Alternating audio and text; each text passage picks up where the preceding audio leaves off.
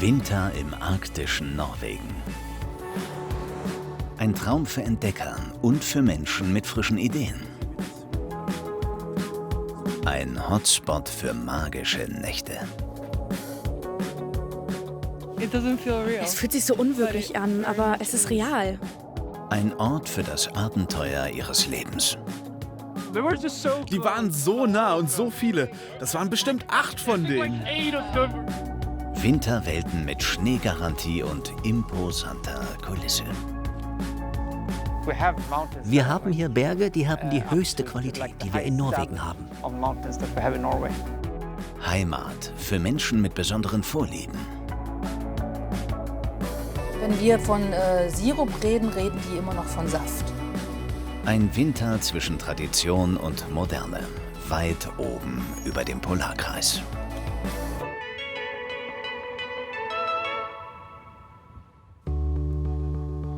Der kleine Ort Gratangen, 300 Kilometer über dem Polarkreis. Hier betreiben Ronald Kvernmo und seine Familie eine Husky-Farm. In wenigen Wochen beginnt die Hundeschlittensaison. Bis dahin müssen die Tiere in Bestform sein. Für Tagestouren mit Touristen.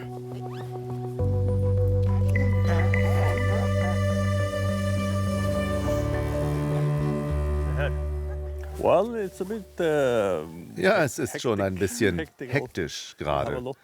Wir haben viel zu tun, müssen die Hunde trainieren. Und dann haben wir auch noch andere Projekte, die wir für die Saison vorbereiten müssen. Also unsere Ferien sind definitiv vorbei. Ronald und seine Frau Beate Sandjord haben regelmäßig Helfer auf ihrer Farm. Jaro Köhler kommt aus Nordrhein-Westfalen. Gerade hat er sein Abi gemacht. Nun ist er auf Weltreise und macht hier Station. Heute steht seine Premiere mit dem Trainingswagen an. Aufregend, würde ich sagen. Mein Herz schlägt ein bisschen, muss ich sagen, muss ich zugeben. Aber ich glaube, es wird sehr cool, wenn wir gleich erstmal losfahren. Ja?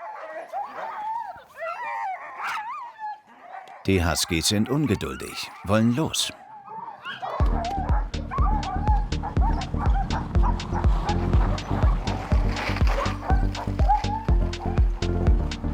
Mehr als 40 Hunde haben Beate und Ronald. Genug für 4 Schlitten, die dann in der Saison gleichzeitig unterwegs sind.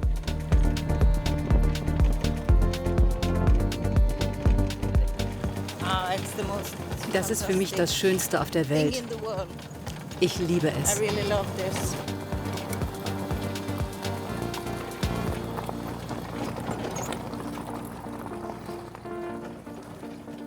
Schnell. Schneller als ich dachte. Und gerade wenn es nach unten geht und dann müssen die Hunde den Wagen nach oben ziehen, merkt man die Kraft dahinter. In ein paar Tagen schon soll Jaro die Huskies selber steuern. Wir versuchen, sie mindestens 4-mal die Woche zu trainieren, sodass sie, sobald die Saison losgeht, auch die Hügel hochrennen können, ohne müde zu werden. Beate freut sich auf den Saisonstart mit ihren Huskies. Ich zeige ihnen, dass sie es gut gemacht haben und dass wir ein Team sind.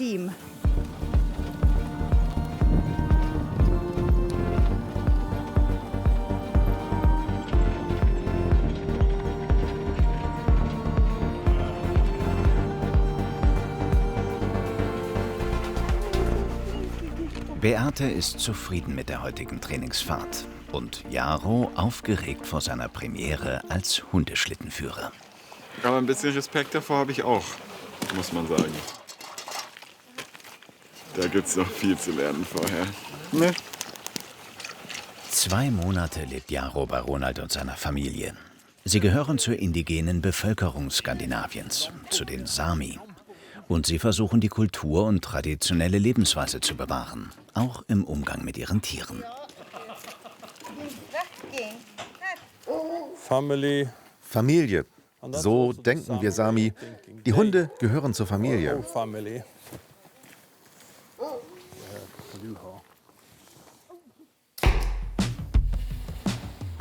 Traditionen fortführen. Darum geht es auch Peter Sandstøm. Er arbeitet in einer kleinen Werft, nur wenige Minuten von der Husky Farm entfernt. Heute muss er Bolzen anfertigen für ein historisches Holzboot. Die haben wir auf dem ganzen Deck. Alle 20, 30 Zentimeter haben wir so einen Bolzen. Es sind also ziemlich viele. Nordnorwegisches Schiffsschutzzentrum, so nennt sich die Werft. Gegründet vom norwegischen Staat zur Sicherung der Bootsbaukunst. Das hier ist Peders aktuelles Projekt, die Restaurierung eines alten norwegischen Fischerbootes. Das soll bald wieder auf Fangfahrt gehen.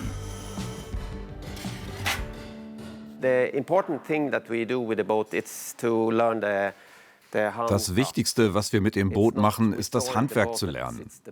Es geht nicht nur ums Restaurieren. Es geht darum, die alten Arbeitsweisen und Fertigkeiten zu bewahren, und das kann man nur erreichen, indem man es selbst macht.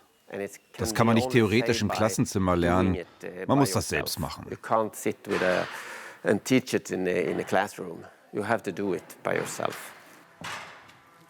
Historisches Handwerk weiterführen. Das hat sich auch Peders Frau Marit Mörzel vorgenommen. Ziemlich heiß. Gleich ist es bereit. Peder und Marit wohnen nur wenige Kilometer von der Werft entfernt. In ihrem Garten haben sie ein eigenes Backhaus. Marits Leidenschaft. Heute backt sie Lüssekat, ein Hefegebäck mit Safran. Besonders beliebt in der Vorweihnachtszeit. Eigentlich ist das ein traditionelles schwedisches Gebäck. Mein Mann kommt aus Schweden, also brauchen wir auch ein paar schwedische Sachen. Und für uns ist es schon Tradition. Vor einigen Jahren hat Peder ihr den Holzofen selbst gebaut. Seitdem backt Marit regelmäßig. Mal für die Nachbarschaft im Dorf, mal für die Kinder in ihrer Schule. Denn Marit ist eigentlich Lehrerin. Ich mag es, mich um all die alten Rezepte zu kümmern und sie dann unserer nächsten Generation beizubringen.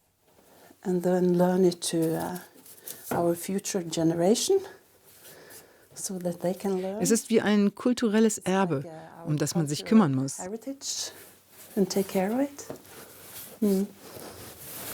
In einem normalen Backofen würden ihre Lüssekat längst nicht so gut schmecken, ist Marit überzeugt.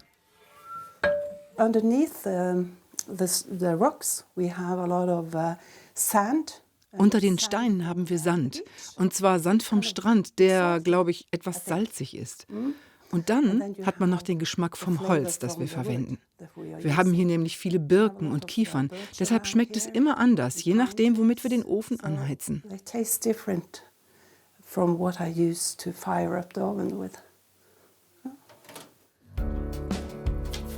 Inzwischen ist Peder zurück aus der Werft. Lüssekat sind sein Lieblingsgebäck. Nach nur wenigen Minuten im Holzofen sind sie fertig. Zeit zum Probieren. Wirklich lecker, könnte etwas mehr Safran drin sein. Was denkst du, Peder?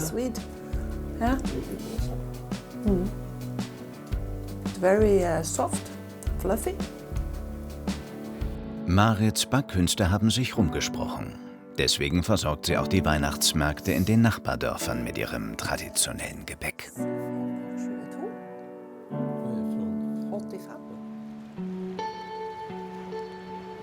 Etwa 30 Autominuten vom beschaulichen Gratangen entfernt liegt Narvik. Knapp 15.000 Menschen leben in der Kleinstadt. Seit über 120 Jahren wird von hier schwedisches Eisenerz verschifft. Bis zur Grenze des Nachbarlandes sind es nur 30 Kilometer. Die Eisenerzbahn ist die wichtigste Verbindung dorthin. Einmal im Jahr feiern sie hier ihre Bahnlinie und die Entstehung ihrer Stadt. Denn die gibt es offiziell erst seit 1902, als die Eisenbahnverbindung fertiggestellt wurde. Ein wichtiger Programmpunkt ihres großen Winterfests ist die jährliche Sonderfahrt rüber nach Schweden. Sie organisiert diese Fahrt, Line Westerheim. Okay. Roger, Lilly und Rike, ihr seid hier. Wie gut wir es heute haben. Wir haben es wirklich gut. Ja. Für viele in der Stadt ist die Zugfahrt der Höhepunkt des Jahres. 400 Fahrgäste sind dabei.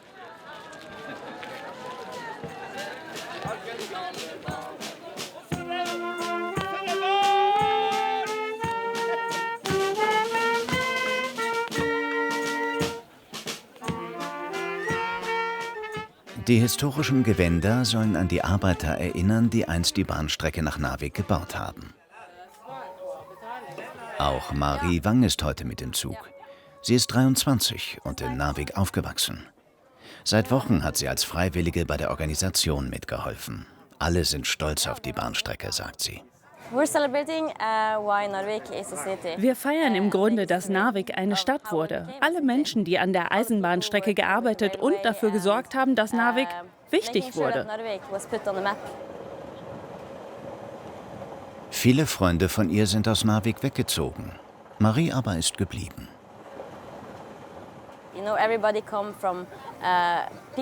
Alle kommen hier zusammen, die hier aufgewachsen sind, inzwischen woanders leben. Alle kommen zurück, nur um das hier zu feiern. Es ist eine wirklich wichtige Kultur. Jeder kennt hier die Geschichte, jeder ist stolz darauf. Das ist einzigartig in Norwegen und auch einzigartig für jeden von uns. So it's really special to all of us.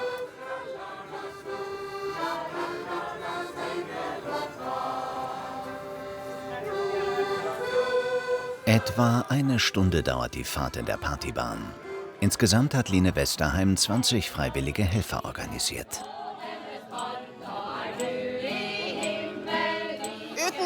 Ohne die gibt's keinen Zug. Wir brauchen die auch schon bei der Planung.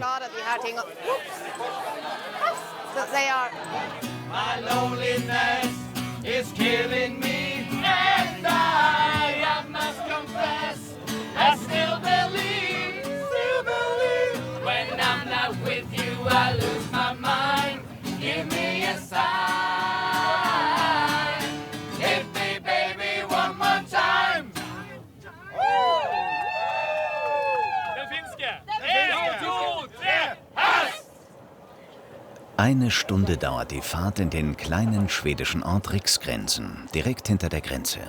Dort geht die Party gleich weiter. Wir gehen da in eine Bar und da wird weiter gefeiert. Da gibt es einen Sägewettbewerb. Mit einer sehr alten Säge wird dort ein Baumstamm von Hand durchsägt. Und alle sind ganz aufgeregt zu sägen. Mal sehen, wie es läuft.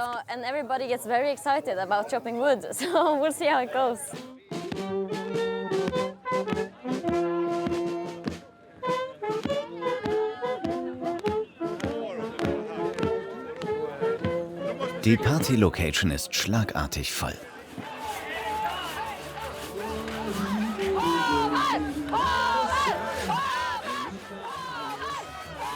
Wer am Ende gewinnt? Eigentlich völlig egal. Es geht vor allem um eins: den Spaß und um Zusammenhalt.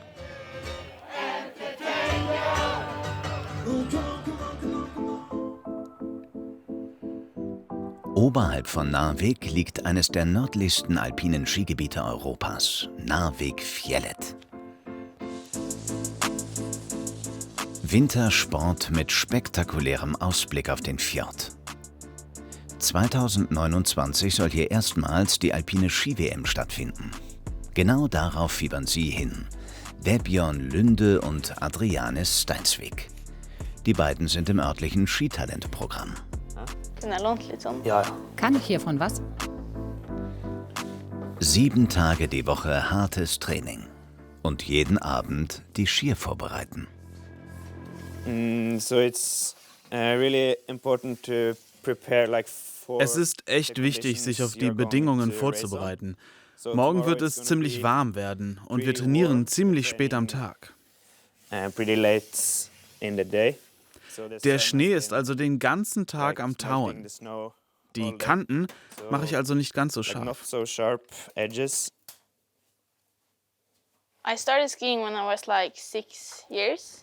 Ich habe mit 6 Jahren mit dem Skifahren angefangen. Mit 11, 12 habe ich angefangen, an Wettkämpfen teilzunehmen, gegen andere Kinder anzutreten. Von da an folgt man der Talentförderung.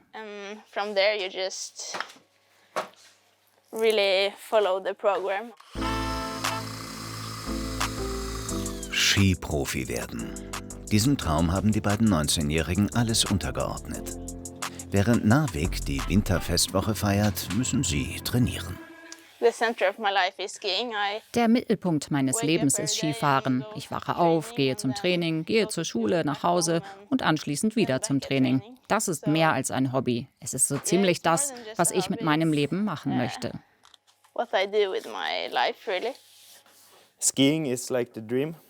Skifahren ist wie ein Traum. Und um das zu tun, muss man wirklich gut sein, um auch Sponsoren zu bekommen und es sich leisten zu können, das ganze Jahr über Ski zu fahren. Adriane hat bereits einige Sponsoren. Ihr großes Ziel, bei der WM 2029 in Narvik für Norwegen an den Start gehen. Es scheint noch so weit weg zu sein, aber es sind nur noch ein paar Jahre. Es ist für alle hier ein Traum, jemanden von hier am Start zu haben. 2029, also ja, das wäre eine große Sache. Ob ich es bin oder jemand anderes, es wäre eine große Sache für die ganze Stadt.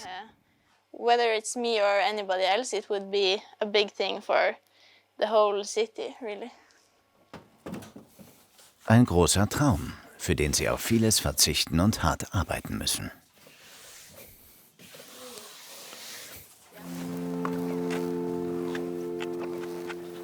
Doch Narvik ist nicht nur ein Ort für Leistungssportler, sondern auch für die, die einfach die Natur genießen wollen. So wie Mikke af Eckenstam. Wenn er dem Arbeitsalltag im Büro entfliehen will, zieht es ihn in die Berge.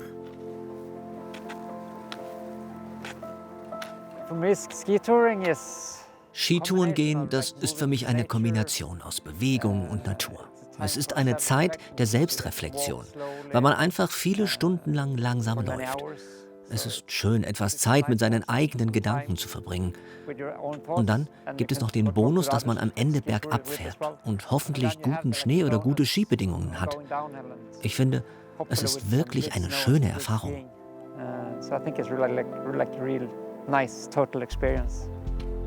Mikke ist ein erfahrener Skiguide. Geboren in Schweden, seit 25 Jahren in Narvik zu Hause. Kaum jemand kennt die Berge hier in der Region besser als er. 4 Bücher hat er inzwischen geschrieben über die schönsten Ski-, Kletter- und Wandertouren. Ich würde sagen, als ich vor 25 Jahren hierher gezogen bin, war Tourismus noch nicht wirklich ein Thema. Aber jetzt entwickelt sich das zu einer großen Industrie in Narvik. Und ich weiß, viele Menschen sind inzwischen hierher gezogen wegen der Outdoor-Möglichkeiten.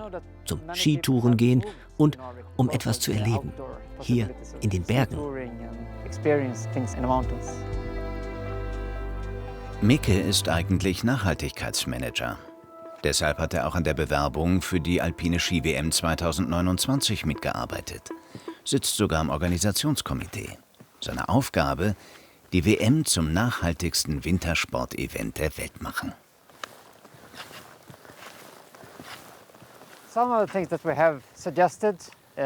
Eine Sache, die wir vorgeschlagen haben, ist, dass wir Kreuzfahrtschiffe als Unterkunft nutzen, statt neue Gebäude zu bauen.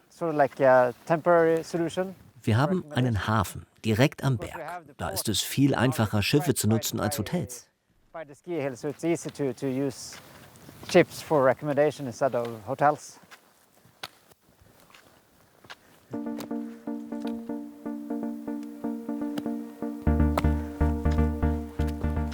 Nach etwa 1,5 Stunden hat Mikke sein heutiges Ziel erreicht. Die Klettbänder kommen ab.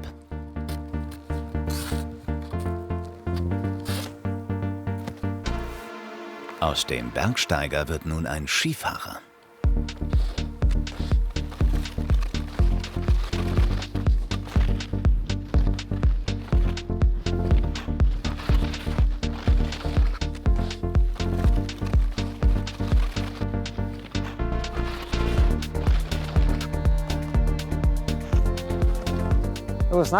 Das war schön. Das ist es immer bei Neuschnee. Eine gute Abfahrt.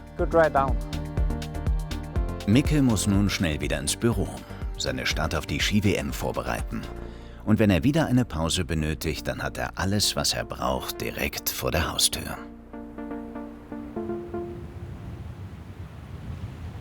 Etwa 2 Autostunden nordwestlich von Narvik liegt Revsnes, ein kleiner Ort mit Fähranleger. Und seit 12 Jahren das Zuhause von Thomas Weikert und Susanne Henschel. Und die Erdbeere aus Deutschland steht da immer noch. Ja, Glück gehabt, ne? Zufall? Zufall ist das gewesen? Ja, also bei mir ist es so gewesen, ich bin mal im Urlaub hier gewesen und habe mich eigentlich in die ganze Sache hier verliebt. Meer, Berge. Und dann haben wir uns zufällig getroffen. Das sollte dann so sein.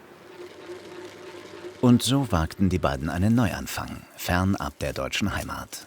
Sie ist gelernte Erzieherin, er Koch. Zusammen haben sie sich hier im hohen Norden Norwegens ihren großen Traum erfüllt. Eine eigene Catering-Firma auf dem Land mit Sommercafé. Es war immer, wie die Norweger es nennen, eine Kartoffel.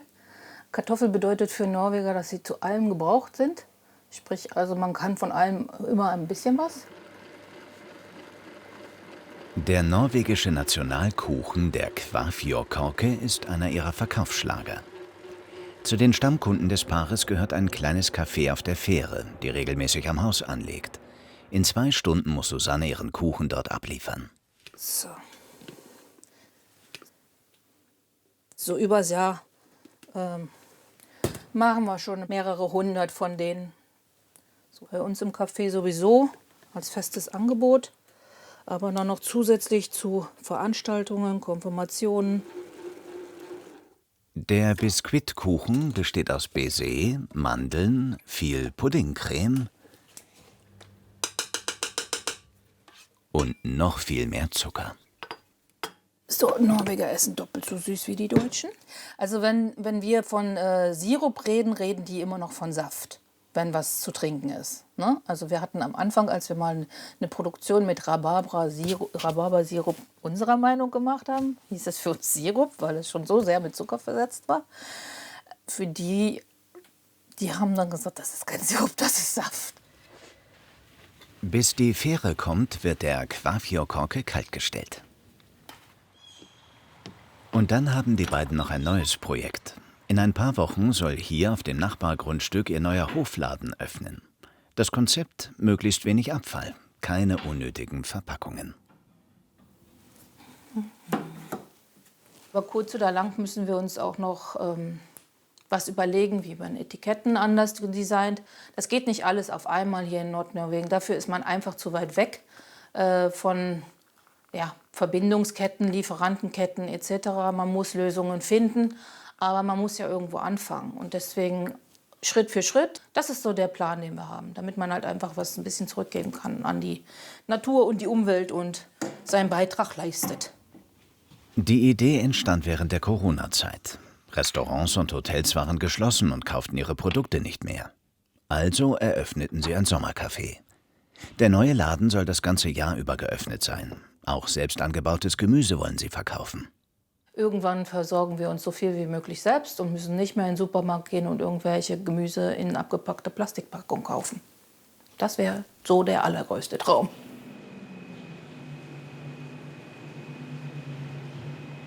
Inzwischen ist die Fähre da und Susanne kann ihren Kvaffjordkake an Bord abliefern.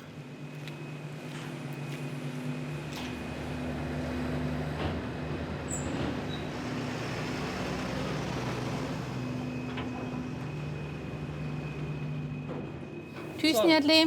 Da snakkes vi. Ha det.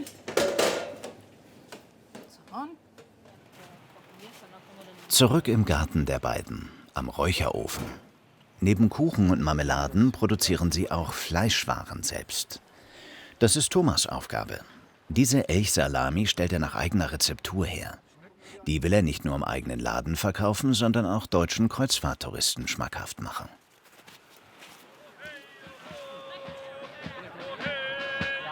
Zurück zum Partyzug. Nach dem Sägewettbewerb in Schweden geht es wieder nach Narvik, auch für Marie Wang. Die Winterfestwoche bringt Jung und Alt zusammen. I'm the third generation as a volunteer in Vindfestuka. Ich bin in der 3. Generation als Freiwillige dabei. Also ja, ich würde sagen, das ist wichtig für meine Familie. Eine große Tradition. Und ich denke, es ist wirklich wichtig, sich zu beteiligen und diese Tradition auch weiterzugeben an die nächste Generation.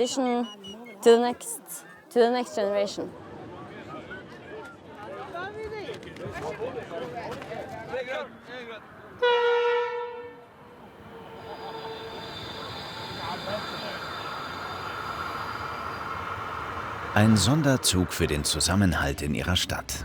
Line Westerheim organisiert diese Fahrt schon seit 15 Jahren. Und auch dieses Mal ist sie zufrieden.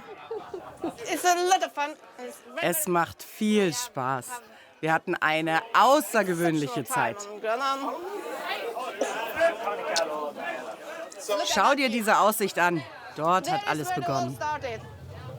Das Eisenerz aus den Bergen. Ohne hätte es Narvik wahrscheinlich nicht gegeben. Auch die Bahnverbindung nicht. Für die Menschen hier ist sie also mehr als nur eine Verkehrsstrecke. Es ist ein Grund, zusammenzukommen, stolz zu sein und das auch zu zelebrieren.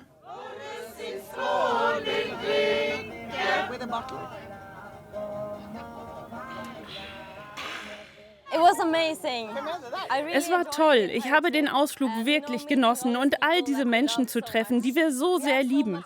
Wir hatten so viel Liebe. Wir haben die Zeit miteinander verbracht. Das bedeutet uns allen so viel.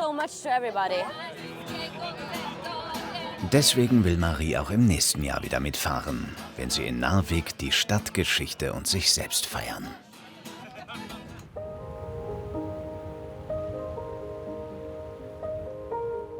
Winter nördlich vom Polarkreis. Das sind arktische Fjorde, verschneite Felsen und magische Nächte.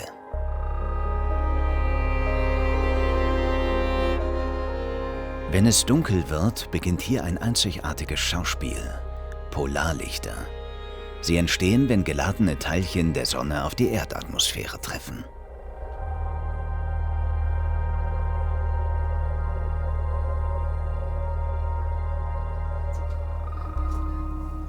Die Stadt Tromsø gilt als eine der besten Ausgangspunkte für Polarlichtjäger. Auch Gunnar Hildunen startet hier. Er verspricht seinen Gästen ein unvergessliches Erlebnis.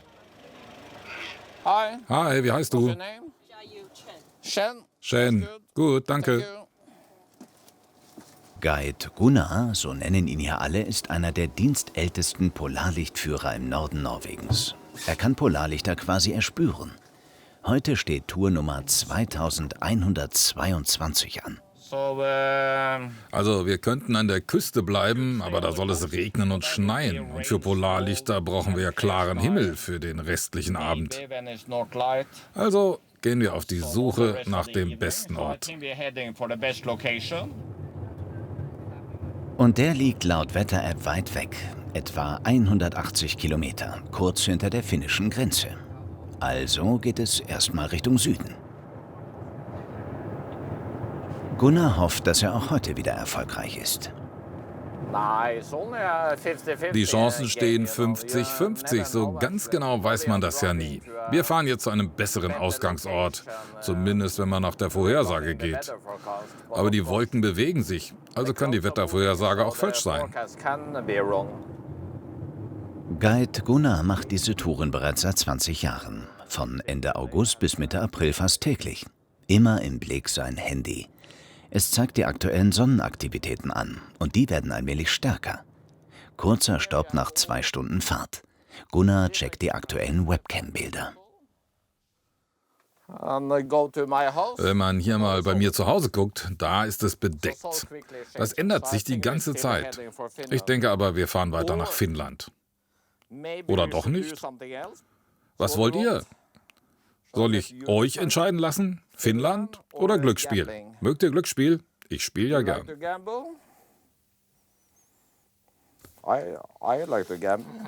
Wir vertrauen dir. Vertraut mir nicht, das ist ein Glücksspiel. Vertrau nie einem Zocker.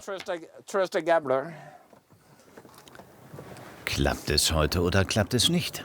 Auch diese Ungewissheit gehört zur Show von Guide Gunnar. Doch bisher hat er sich fast nie verzockt. Sein Anspruch auch heute, den besten Ort der Nacht finden.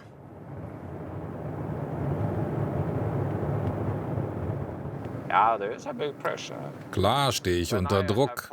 Erst wenn ich eine Stelle gefunden habe, an der der Himmel klar ist und meine Gäste Polarlichter sehen, erst dann kann ich entspannen. Bis dahin ist es Stress. Es ist ein richtiger Wettbewerb, um den besten Platz zu finden. Viele fahren da ja schon früh los. Auf größeren Parkplätzen herrscht dann Chaos. Deswegen fahre ich immer noch weiter. Ich stoppe nirgendwo, wo schon wer anderes steht. Ich verkaufe meinen Gästen auch Ruhe und will das alles ganz friedlich erleben mit meinen Gästen. Since I'm selling silence, I like to stand in peace with my guests. Für sie hält Guide Gunnar den Himmel immer im Blick. Nach über 2000 Fahrten hat er ein Gespür für den richtigen Moment. Aber noch kann er nichts entdecken. Für die Skihoffnungen Adriane Steinsvik und Vebjörn Lünde beginnt der Trainingstag heute sehr früh. Schon vor der Schule trainieren sie hier mehrmals die Woche. Dieses Training ist super wichtig, damit wir mit den Bedingungen auf der Piste zurechtkommen. Damit wir, wenn wir es brauchen, Balance und Kraft haben, um eine gute, stabile Position zu haben.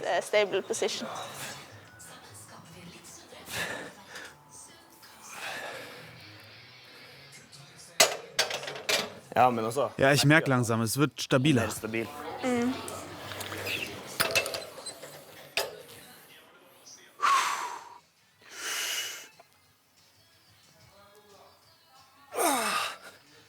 Los!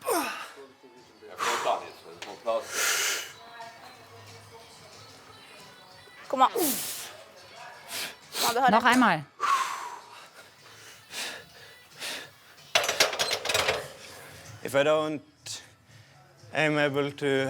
Wenn ich nicht mit dem Gelände und der ganzen Kraft, die vom Ski ausgeht, umgehen kann, dann komme ich nicht weiter. Dann breche ich einfach zusammen und falle hin. Deshalb muss ich stark genug sein, um all der Kraft standzuhalten, die ich erzeuge, wenn ich die Richtung wechsle. Ein paar Stunden später, direkt nach der Schule, geht's raus auf die Piste. Es ist super windig, aber ich glaube, das wird gut. Das Training sieht gut aus. Ein erstes vorsichtiges Rantasten. Der Schnee ist angetaut, immer wieder starke Böen. Wegen des schlechten Wetters ist das Skigebiet gesperrt. Nur die Profis dürfen trainieren. In Rennen starten wir bei jedem Wetter. Deshalb müssen wir das auch im Training so machen. Noch einmal den Trainingskurs glatt pressen, dann kann es losgehen.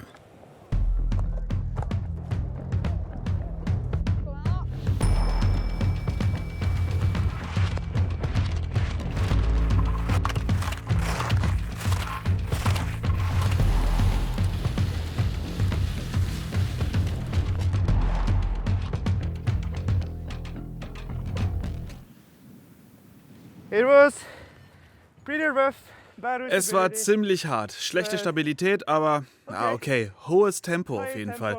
Aber ich versuche aufrecht zu stehen und es so einfach wie möglich zu machen. Ich fand es okay.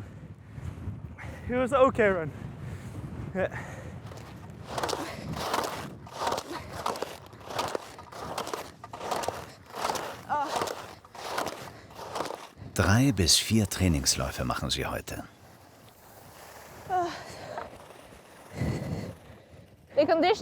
Die Bedingungen sind viel besser, als es aussieht. Ich bin glücklich.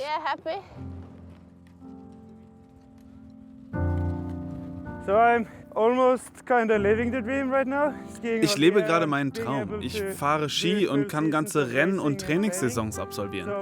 Das noch lange tun zu können, das ist mein Traum. Ich meine, mit all meinen Freunden um die Welt Rennen fahren zu können.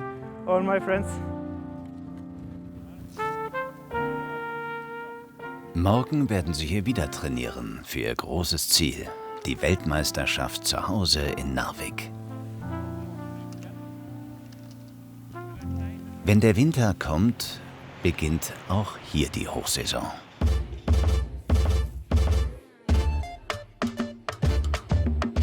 In der wohl nördlichsten Glasbläserei der Welt. The oven here is 1170 degrees. Der Ofen hier hat eine Temperatur von 1170 Grad. Das Glas ist dann wie Honig. Ich muss das Rohr ständig drehen, sonst fällt es am Ende runter. Mehr als 100 mundgeblasene Weihnachtskugeln produziert Solveig Görgens hier jeden Tag. Viel Arbeit, aber auch ein Raum für Kreativität, gerade in der Adventszeit.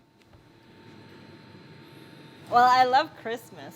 Oh, ich liebe Weihnachten und die Kugeln hier, die waren eine der ersten Sachen, die ich lernen wollte. Auch wenn es einfach ist, man kann dabei in so eine Art meditativen Zustand versinken, in dem man einfach nur arbeitet und nicht wirklich nachdenkt. Und man kann, finde ich, immer so ein Stück besser werden.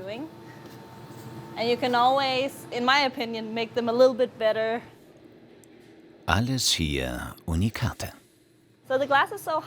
Das Glas ist so heiß, dass die kleinen Farbstücke auf dem Glas schmelzen. Ich muss immer wieder nachheizen, wenn ich noch mehr Farbe haben möchte. Sonst ist die Glasoberfläche zu kalt, um noch mehr Farbe aufzunehmen. Solveig ist 28, aufgewachsen in Dänemark. Gelernt hat sie ihr Handwerk in Schweden. Vor 2 Jahren wurde dann der Norden Norwegens zu ihrer Wahlheimat.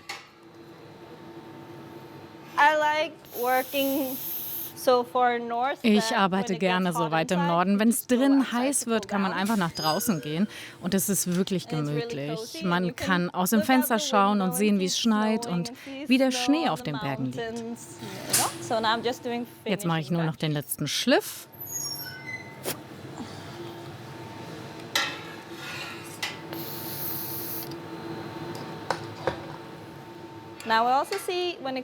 Und jetzt kann man sehen, wenn es abkühlt, dann wird die Farbe deutlicher. Wir würden jetzt sagen, das Glas ist kalt, aber das ist nur eine Umschreibung dafür, dass es sich nicht mehr bewegt. Es ist immer noch über 500 Grad heiß. Das reicht, um was anzuzünden, also bloß nicht anfassen.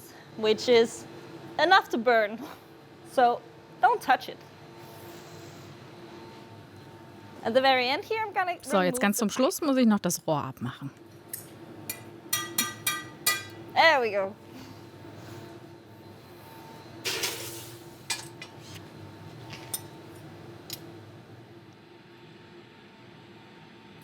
Jetzt kommt noch der Haken an die Kugel.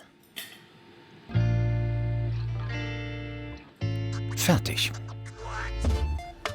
Auch Weihnachtsbäume aus Glas sind aktuell gefragt.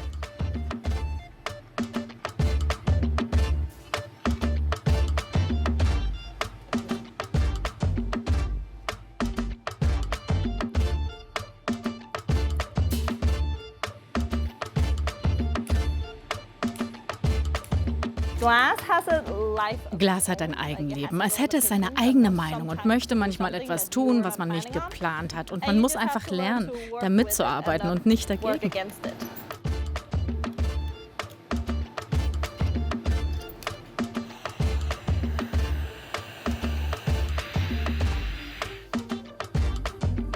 Solveig Görgens ist angekommen und möchte hierbleiben, an ihrem neuen Herzensort, der wohl nördlichsten Glasbläserei der Welt.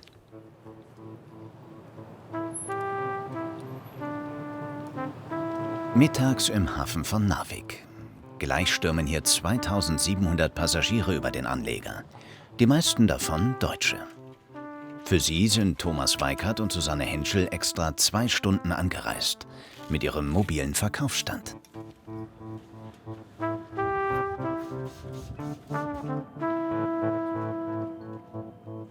Dieses Jahr ist es das 3. Mal, dass wir das machen. Und zwar, die Erfahrung der letzten Jahre hat uns einfach gesagt, dass wenn Schiffe mit deutschen Passagieren kommen, dass sich das für uns mehr lohnt. Und außerdem muss man ja sagen, dass Deutsche so ein bisschen eine Sprachbarriere mit Englisch haben. Und wenn man hier Deutsch mit den Leuten reden kann, hat man einfach einen besseren Zugang zu den Leuten.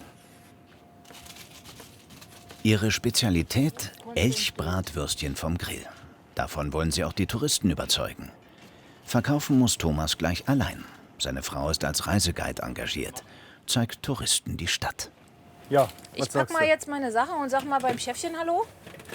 Und dann finde ich auch raus, wie es weitergeht, ja? Ja, mach das mal. Gut, dann bis gleich. Viel Spaß. Ja. Ich soll mal Kaffee aufsetzen. Ja.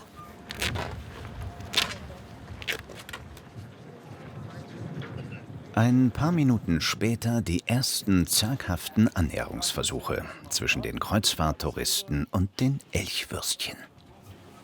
Das ist Elchsalami. Die ist 230. Kronen ist natürlich alles in Kronen hier, nicht in Euro. Ne? Ist alles selber gemacht. Der Elch ist von uns aus dem Fjord, vom Nachbarn geschossen. Zerlegen wir alles selber. Und die Rentiere sind von der Nachbarinselgruppe. Ja, also Rentier ist wesentlich geschmacksintensiver als Elch. Weil ein Rentier dehydriert sich im Herbst. Also das Fleisch hat viel, viel weniger Wasser als Elch. Doch noch wird nur geschaut, nicht gekauft. Die lange Fahrt nach Narvik also umsonst. Thomas hofft auf bessere Geschäfte am Nachmittag.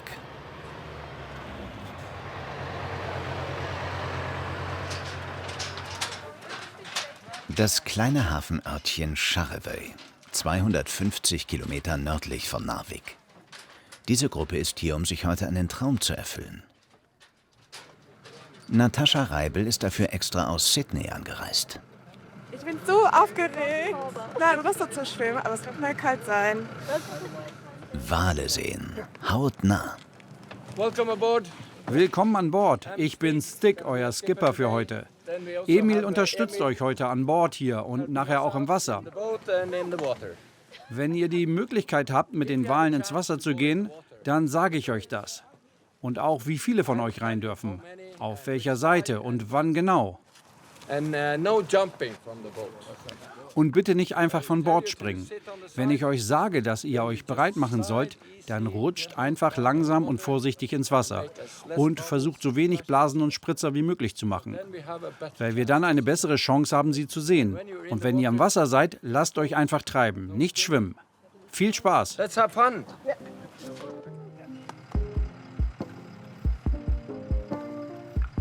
Skipper Stig Einarsson will seine Gäste gleich mit Orcas schnorcheln lassen. Bei Temperaturen knapp über dem Gefrierpunkt.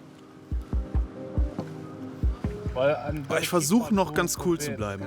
Ich kann's nicht. Zumindest bis ich die ersten Orcas entdeckt habe. Dann bin ich glücklich. Das wird super.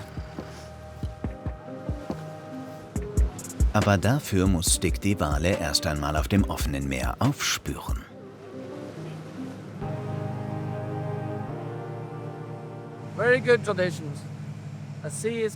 Wir haben heute sehr gute Bedingungen. Das Meer ist ziemlich ruhig, die Wale können wir also schnell erkennen. Das Licht stimmt auch. Wir brauchen heute also nur ein bisschen Glück. In den letzten Tagen war außerhalb von Charlevøy schon viel los, sodass wir wahrscheinlich auch heute wieder fündig werden.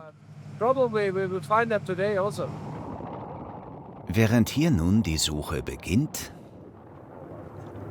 endet sie bei Polarlichtguide Gunnar sehr plötzlich. Er hatte etwas am Himmel entdeckt, etwa 40 Kilometer vor der finnischen Grenze. Wir bleiben hier. Passt auf, wenn ihr aussteigt. Es ist überall Eis. Also geht vorsichtig, macht kleine Schritte. Mit ganzer Sohle und nicht mit der Hacke auftreten. Sonst rutscht ihr aus. Wir haben Polarlichter am Himmel aus Richtung Südost.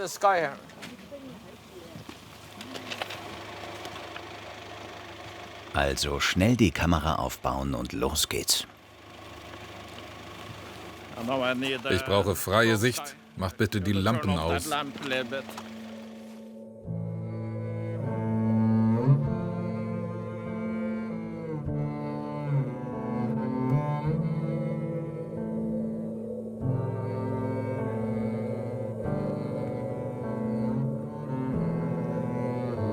Und tatsächlich, die grüne Lady beginnt zu tanzen.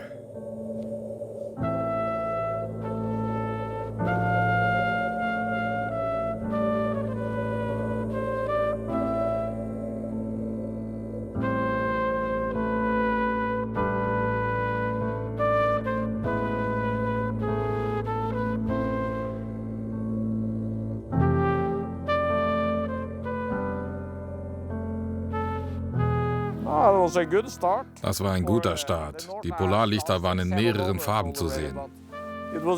Das war gut. Wir hatten es auch am Südhimmel. Und zwar richtig groß.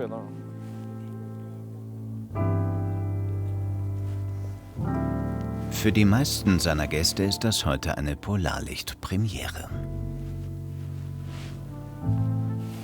Unglaublich. Ich bin sprachlos. Es fühlt sich so unwirklich an, aber es ist real. Das ist atemberaubend. Sowas haben wir noch nie vorher gesehen. Puh, aufregend. Das beste Gefühl ist, wenn meine Gäste glücklich sind. Das ist das Beste für mich. Dann zahlt sich meine Arbeit auch aus.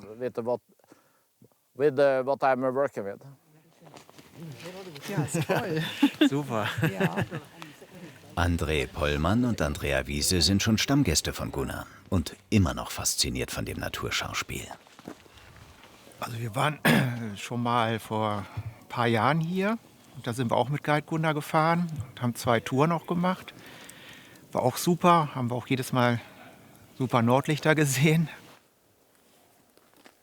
Magische Momente. Die verkauft Gunnar seinen Gästen und kann sie selbst auch immer noch genießen.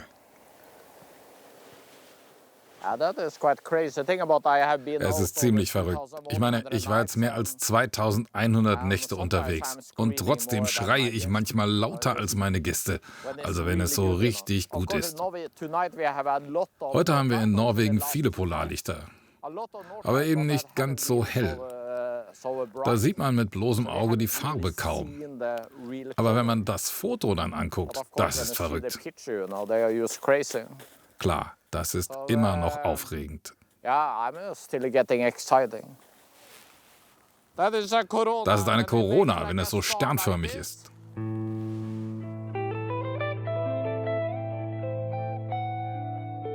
Diese sogenannte Aurora-Corona ist die eindrucksvollste Form des Polarlichts. Sie ist selten und dauert nur wenige Sekunden. Ein Moment für die Ewigkeit. Guide Gunnar sorgt für das passende Ambiente. Hier könnt ihr entspannen. Ich habe Getränke und Snacks. Es gibt einen norwegischen Pfannkuchen gefüllt mit Ziegenkäse und dazu heißen Johannisbeersaft.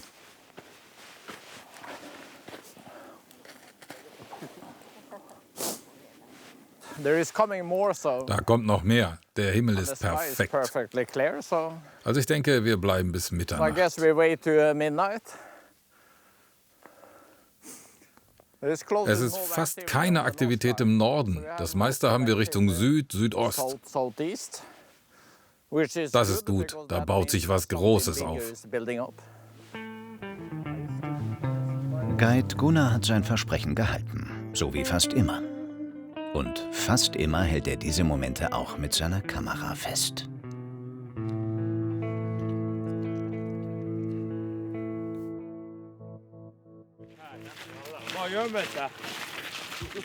Zurück bei der Winterfestwoche in Narvik.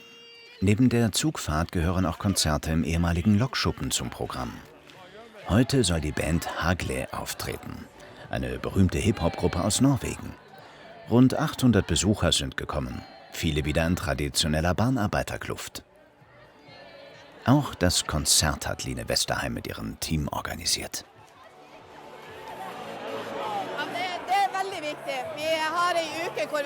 Das ist sehr wichtig.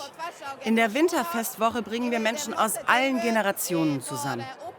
Wir bieten dann viele verschiedene Attraktionen an, vor allem kulturell.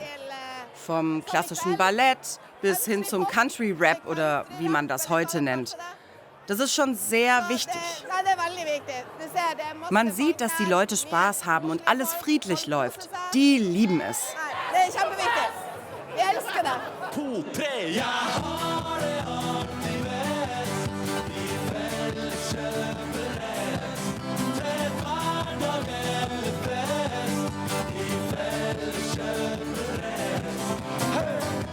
Hagle werden in Norwegen gefeiert. In ihren Liedern geht es um Partys, schnelle Autos, aber auch um das Leben auf dem Land. Das kommt in Narvik gut an.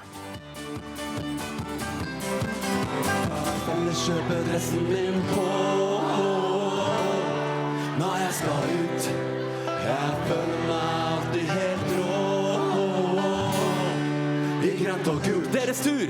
Ta Felleskjøpet dress Die kleine Stadt wird einmal im Jahr zur regionalen Kulturhauptstadt mit bis zu 30.000 Besuchern. Ermöglicht durch hunderte Freiwillige, die mit anpacken.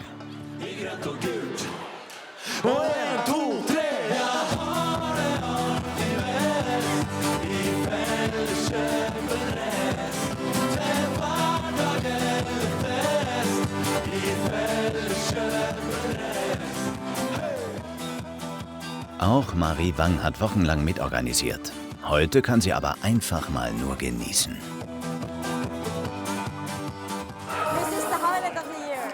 Das ist der Höhepunkt des Jahres, auf jeden Fall. Alle kommen zusammen, egal wo sie mittlerweile leben. Aus ganz Norwegen kommen sie für diese Woche hierher, um sich zu treffen. Das ist toll.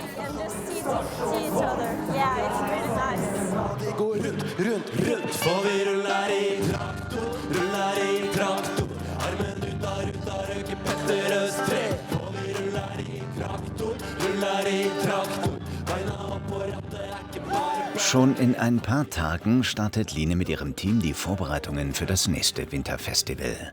Die Woche, auf die sie in Narvik ein ganzes Jahr hinfiebern.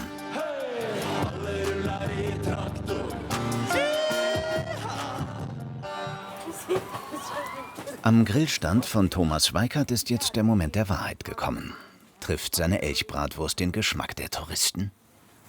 So, one for you. There you go.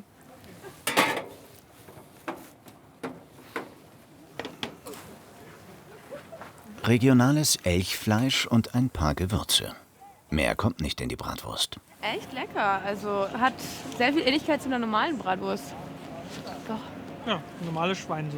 Die Richtung. Ja, also ich habe jetzt auch schon mal Rentier probiert. Ich finde, Rentier hat einen etwas eigeneren Geschmack als Elche. Ganz anders als ich dachte. Es ist sehr trocken, aber mega gewürzt und also richtig lecker. Also das Fleisch schmeckt kräftig, würzig. Würzig, ja. Sehr Ja. würzig. Lecker. Gut. Ja, lecker. Thomas scheint also den Geschmacksnerv der deutschen Touristen getroffen zu haben. Und es kommen immer mehr. Mittlerweile legen in Narvik jährlich rund 60 Kreuzfahrtschiffe an. Ich merke es auch in unseren Verkaufszahlen, dass wir einfach viel öfter hier in Narvik sind und mehr verkaufen können und ja, das Angebot größer wird, viel mehr Busse unterwegs sind und von daher. Und was man auch deutlich merkt, dass die Leute, die Touristen viel mehr nach Skandinavien ziehen. Einfach mal richtig im Winter zu erleben, Schnee zu haben, was es ja in Deutschland oder in Mitteleuropa nicht mehr viel gibt, und Polarlichter zu sehen.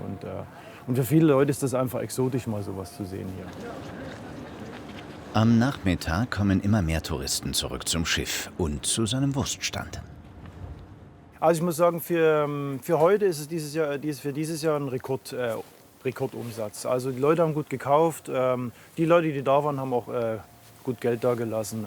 Also ich bin zufrieden für heute auf jeden Fall. Macht Mut für morgen. Und für die Zukunft. Die neue Geschäftsidee im Norden Norwegens scheint sich für die deutschen Auswanderer auszuzahlen. Das ist echt Salami. In Zukunft möchten sie noch mehr vom Touristenboom in Narvik profitieren. Skipper Stig Einersen ist schon mittendrin im großen Touristengeschäft. Seine Schnorcheltouren sind schon Monate im Voraus ausgebucht. Er weiß genau, wo er die Tiere im Winter suchen muss. Dann ist es soweit. Am Horizont tauchen sie auf. Die Herrscher der Meere. Jetzt gilt es, den richtigen Moment abzupassen. Für seine Gäste und vor allem für die Tiere. Wir müssen immer zuerst an die Orcas denken. Wir wollen sie in ihrer natürlichen Umgebung ja auch nicht zu sehr stören. Aber meistens kommen sie auch zu uns oder sie sind mit Essen beschäftigt. Aber ja, wir wollen es nicht zu sehr übertreiben.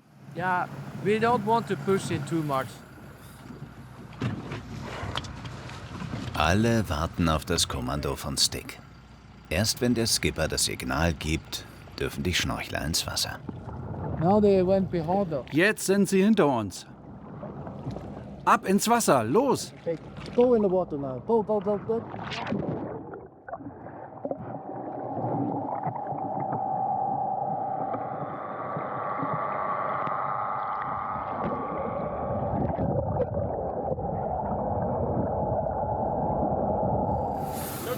Guckt runter! Guckt runter!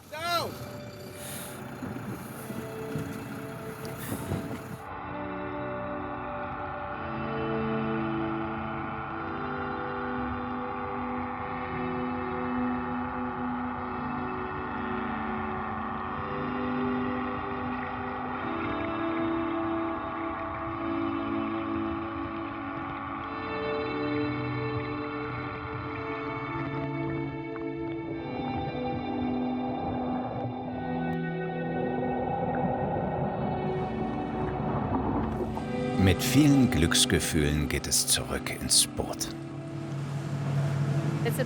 Unglaublich, so aufregend, so viel Adrenalin. Einfach großartig. Und das ist so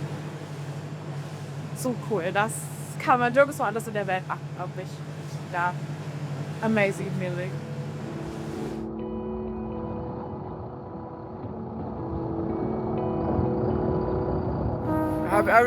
Hat sie jeder unter Wasser gesehen?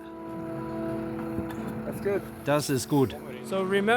Denkt daran, sie auch mal vom Boot zu betrachten, ohne Kameras, für eure Erinnerungen. Jedes Jahr von Oktober bis Januar wird Charleville zur Bühne für dieses besondere Naturschauspiel. Die Wale gehen hier nahe der Küste auf Heringsjagd. Und Touristen zahlen bis zu 350 €, um einmal dabei zu sein. Ein Riesengeschäft für immer mehr Expeditionsunternehmen. Wilde Orcas und Menschen, zusammen im Wasser. In anderen Regionen der Erde kann das gefährlich werden. Hier nicht mein Stick. Wir machen das seit über 20 Jahren und es gab noch nie einen Zwischenfall. Die Orcas hier an der Küste Norwegens sind die meiste Zeit damit beschäftigt, Heringe zu jagen. Nur darauf konzentrieren sie sich. Natürlich beobachten die uns auch, aber bisher ist noch nie etwas passiert. Ich würde also sagen, ja, es ist sicher.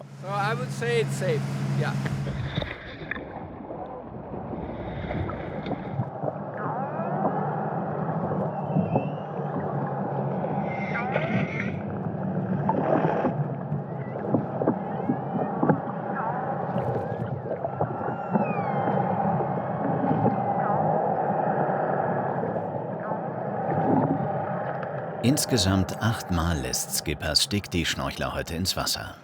So oft geht das selten an einem Tag. Das muss unglaublich gewesen sein. Kommt zum Boot. Holy shit! Yeah, that must be amazing. We were talking and I Can I try this?